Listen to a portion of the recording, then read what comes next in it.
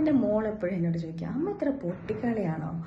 ആരെങ്കിലും എന്തെങ്കിലും പറഞ്ഞ് അമ്മൂമ്മ എന്തെങ്കിലുമൊക്കെ പറഞ്ഞ് എന്നും പറഞ്ഞിട്ട് അത് വിശ്വസിച്ചിട്ട് എൻ്റെ അച്ഛനാ. എന്നാലും ഞാൻ ചോദിക്കുക, 1.5 ആഴ്ച മാത്രം പരിചയമുള്ള ഒരാളെ കല്യാണം കഴിക്കാന്നൊക്കെ പറഞ്ഞാൽ.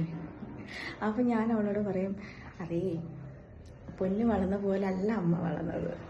അമ്മയ്ക്ക് സ്വന്തമായി ചിന്തകളൊന്നുമില്ല. ഇതിപ്പോൾ എന്ന് വെച്ചാൽ അവളാണെങ്കിൽ അമ്മ ഞാൻ അവിടെ പോവാണ് കേട്ടോ, എൻ്റെ ഫ്രണ്ട്സ് ഇങ്ങോട്ട് വരുക കേട്ടോ, എല്ലാം ഇംപ്ലിമെൻ്റ് ചെയ്തിട്ട് എന്നോട് പറയാ. ഞാൻ അങ്ങനല്ല, അമ്മ ഞാനൊന്ന് ടോയ്ലറ്റിൽ പോട്ടെ, ഞാനൊന്ന് ഫോൺ വിളിച്ചോട്ടെ. ഇതായിരുന്നു ഞങ്ങളുടെ ഈ രണ്ടും തമ്മിൽ ഭയങ്കര വ്യത്യാസമാണ്. അപ്പം അമ്മയുടെ ചിന്തകളാണ് എന്നെ റൂൾ ചെയ്യുന്നത്. എനിക്ക് സ്വന്തമായി ചിന്തകളില്ല. ഫ്രണ്ട്സ് എന്ന് പറയുന്നത് നമ്മുടെ അന്നത്തെ കാലത്തൊക്കെ എന്ന് വെച്ചാൽ നല്ല കുട്ടികളെന്ന് വെച്ചാൽ നന്നായിട്ട് പഠിക്കുന്ന കുട്ടികളാണ്. അപ്പം നന്നായിട്ട് പഠിച്ചുകൊണ്ടിരുന്ന ഞാൻ പെട്ടെന്നൊരു ദിവസം തൊട്ട് താഴോട്ട് വരികയാണ്.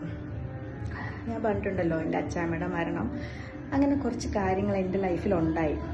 അപ്പോൾ ഞാൻ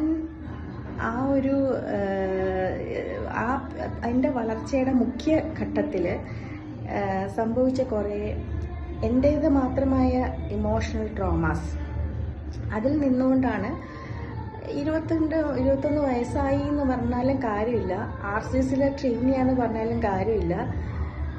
അമ്മ വന്നിട്ട് ആരും പറയുന്നത് കേട്ട് അമ്മ വന്നിട്ട് നീ എന്താ ഈ കാണിച്ചു വെച്ചിരിക്കുന്നത്? അപ്പോൾ അതിന് തൊട്ട് മുമ്പ് ഞാൻ അമ്മയുടെ അടുത്ത് ചെന്നിട്ട് എനിക്ക് ഒരാൾക്ക് എന്നെ ഇഷ്ടമാണ്, ആ ആളെ ഞാൻ കല്യാണം കഴിച്ചോട്ടേന്ന് ചോദിച്ചു. അപ്പോൾ അമ്മ പറഞ്ഞു പറ്റില്ല, അങ്ങനെയുള്ള ആളുകൾ നമുക്ക് പറ്റത്തില്ല, നമുക്ക് ഇങ്ങനെ ക്രൈറ്റീരിയാസ് പറഞ്ഞു. അപ്പോൾ തന്നെ ഞാൻ അയാളെ വിളിച്ചിട്ട് പറഞ്ഞില്ല, എനിക്ക് പറ്റില്ല എന്ന് പറഞ്ഞു. അതിനുശേഷം ഞാൻ വിളിച്ചിട്ടേ ഇല്ല. അപ്പോൾ അമ്മ വന്ന് എന്നോട് ആദ്യം ചോദിക്കുന്ന ചോദ്യം, ഇത് എത്രാമത്തെയാ? നിന്നെ ഇങ്ങനെ ഞാൻ ആര് കല്യാണം കഴിക്കും? പക്ഷെ അപ്പം ഇപ്പോഴാണെങ്കിൽ എനിക്ക് തിരിച്ചു ചോദിക്കാം, വേറെ ആരും പറഞ്ഞല്ലോ, ഞാൻ തന്നെയല്ലേ നിങ്ങളോട് വന്ന് പറഞ്ഞേ.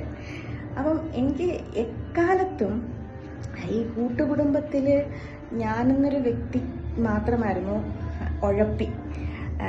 പക്ഷേ എനിക്ക് പാടാൻ കഴിവുണ്ടായിരുന്നു. ഞാൻ പാട്ടിന് ഫസ്റ്റ് വാങ്ങിയിട്ടുണ്ട്, ഡ്രോയിങ്ങിന് ഫസ്റ്റ് വാങ്ങിച്ചിട്ടുണ്ട്. ഞാൻ വിദ്യാധിരാജിലൊക്കെ പഠിക്കുമ്പോൾ എനിക്ക് എല്ലാത്തിനും ഞാൻ പാർട്ടിസിപ്പേറ്റ് ചെയ്യും. കൃഷ്ണവേഷമായിരുന്നു സ്ഥിരം. പക്ഷേ അതൊന്നും ആരും കണക്കിലെടുത്തിട്ടുണ്ടായിരുന്നില്ല. പഠിക്കുന്ന കുട്ടികൾ, അപ്പോൾ എൻ്റെ സമപ്രായക്കാരായ കുട്ടികളും ചേച്ചിമാരും ചേട്ടന്മാരും എല്ലാം റാങ്ക് വാങ്ങിക്കുമ്പോൾ എന്നെ ഒരുപാട് എഴുതിത്തള്ളി ആൾക്കൂട്ടത്തിൽ തനിച്ചാക്കി. ആൾക്കൂട്ടത്തിൽ തനിച്ചായത് പലപ്പോഴും എല്ലാവരും നിൽക്കുമ്പോൾ എന്നെ മാത്രം പരിചയപ്പെടുത്താതെ, അല്ലെങ്കിൽ എന്നോട് മാത്രം വോട്ടെന്ന് പറയാതെ, അങ്ങനെയൊക്കെ അതൊന്നും ഇപ്പോൾ എനിക്കൊരു പ്രശ്നമല്ല. പക്ഷേ അന്ന് അതൊക്കെ എനിക്ക് പ്രശ്നമാണ്. അങ്ങനെ ഇരിക്കുമ്പോഴാണ് RCCയിലെ ട്രെയിനിങ് ഇതിലോട്ട് കയറുന്നതും. പക്ഷെ അവിടെ ഇത് വന്ന് ഇങ്ങനെ ഒരു സംഭവം ഉണ്ടായപ്പോൾ എന്നെ സംബന്ധിച്ചോളം പിന്നെ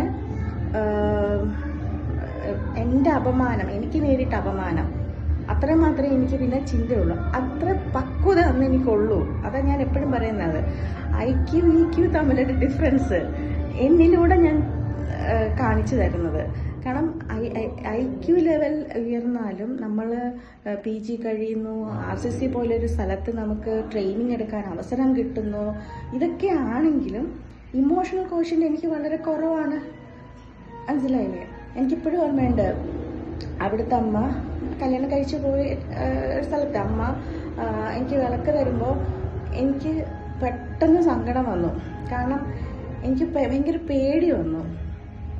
വിളക്ക് താഴെ വീഴുമോ എന്നുള്ളതല്ല, എന്തൊക്കെയോ. കാരണം ഞാൻ എൻ്റെ ഒരുപാട് സ്വപ്നങ്ങളുള്ള ഒരാളായിരുന്നു ഞാൻ. ഒരുപാട് സ്വപ്നങ്ങളുള്ള ഒരാളായിരുന്നു ഞാൻ. എന്നിലൊരു പ്രണയിനി എപ്പോഴും നിറഞ്ഞു നിന്നിരുന്നു. പക്ഷെ അത് അമ്മ അറിഞ്ഞിട്ടില്ല, അമ്മ അച്ഛനെ അറിയിക്കാതെ ഞാൻ ഇങ്ങനെ കൊണ്ടുപോകും. അപ്പം അതിൻ്റെ ഒരു സങ്കല്പങ്ങളുടെയൊക്കെ നേരെ വിപരീതമായ ഒരു വിവാഹത്തിലോട്ടാണ് ഞാൻ ചെന്ന് കയറുന്നത് എന്നുള്ള ഇതെനിക്കുണ്ട്. അവരെല്ലാവരും നല്ല മനുഷ്യരാണ്. പക്ഷെ അവരും ഞാനും തമ്മിൽ പൊരുത്തം വേണമല്ലോ. നമ്മളൊരു വിവാഹ ജീവിതത്തിൽ ഏറ്റവും മുഖ്യം എന്ന് പറയുന്നത് കമ്മ്യൂണിക്കേഷനാണ്. 2 സെക്സ്, 3 ഫിനാൻസ്, ഇത് 3 പാളിപ്പോയി.